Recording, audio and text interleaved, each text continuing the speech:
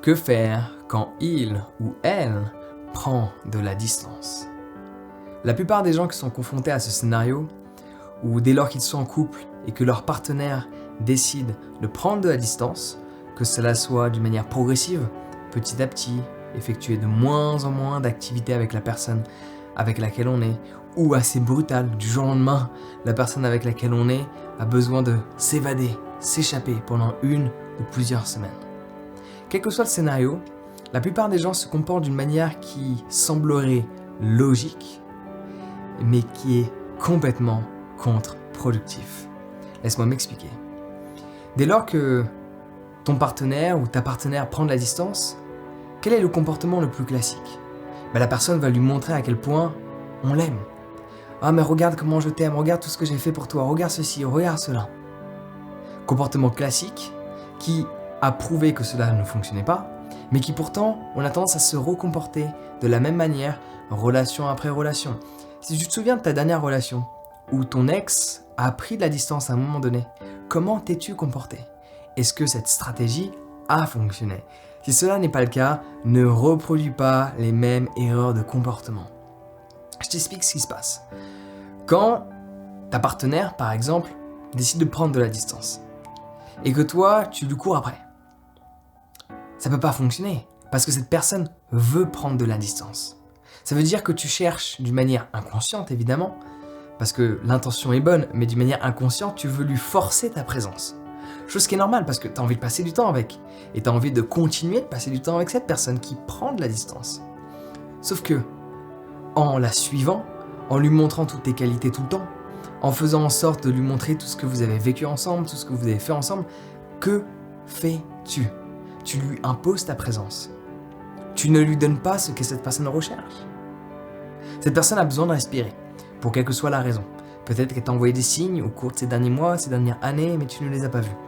C'est pas grave, on ne peut pas changer le passé. Cependant, on peut se préoccuper du présent et confectionner l'avenir, de deux manières différentes. Soit en recréant l'attraction, soit en te reconnectant à qui tu es. Donc si tu veux recréer l'attraction, c'est pas forcément la solution.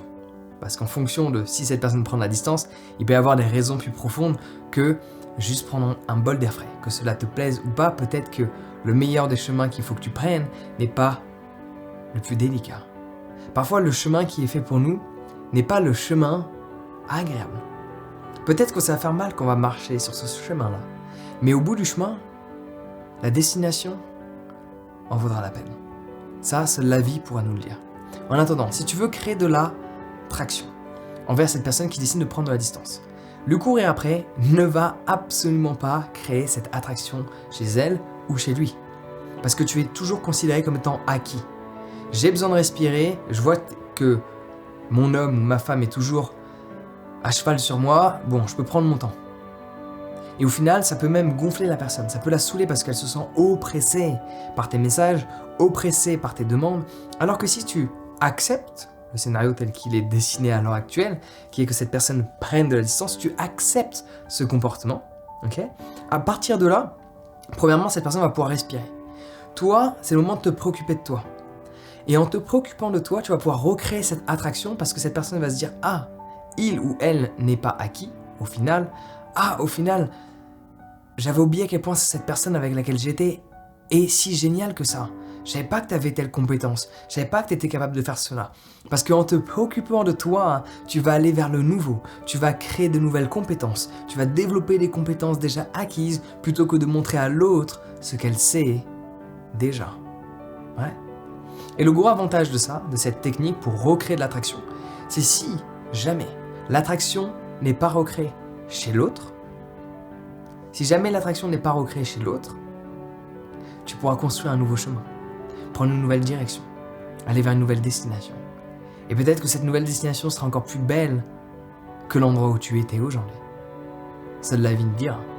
À travers les actions que tu fais, tu confectionnes le futur, le plus tard. Ouais. Juste prends en considération, courir après la personne qui prend des distances ne va aider en rien. On l'a tous fait, moi le premier. Moi le premier. Et cela ne fonctionne jamais. Se préoccuper de toi, développer un projet, faire en sorte que les gens autour de toi parle de toi à cette personne en disant « Waouh, c'est extraordinaire, t'as vu ce qu'il fait ces derniers temps, t'as vu ce qu'elle fait ces derniers temps ?» pour recréer de l'attraction. Et si jamais l'attraction ne réapparaît pas, au moins, tu te seras préoccupé de toi, tu te sentiras bien. C'est comme ça que tu crées la nouveauté, en allant vers la nouveauté. Prends le changement par la main, ou il te prendra par la gorge, et c'est beaucoup moins plaisant. Ouais. Donc voici ce qu'il faut faire quand t'as ta conjointe ou ton conjoint qui prend de la distance. Travaille sur toi. Arrête de le courir après, travaille sur toi. La chose la plus importante. Alors bien sûr, si tu vis une rupture et que tu penses sincèrement qu'au final, tu dois prendre un nouveau chemin, ça fait partie de la vie. Peut-être ça fait des mois, peut-être ça fait des années que vous êtes ensemble. Ça fait partie de la vie. Donc il est temps d'avancer. Parce que ta vie ne s'est pas arrêtée. Ta vie continue. Et elle continue à travers ce que tu décides de faire aujourd'hui. Il faut continuer d'avancer. Toujours garder la tête haute, quoi qu'il se passe. Dans les bons moments et dans les bas moments, garde toujours la tête haute. Donc si tu penses que tu es confronté à une rupture, tu peux prendre les devants. En gardant la tête haute, tu peux t'inscrire à ma formation sur la rupture. Je te guide étape par étape sur toutes les choses à mettre en place pour faire en sorte de bien vivre ce moment qui est douloureux pour la plupart. En plus, en ce moment, elle a un prix réduit, donc tu devrais en profiter. Le lien est dans la description. Sur ce, prends soin de toi et passe une excellente journée.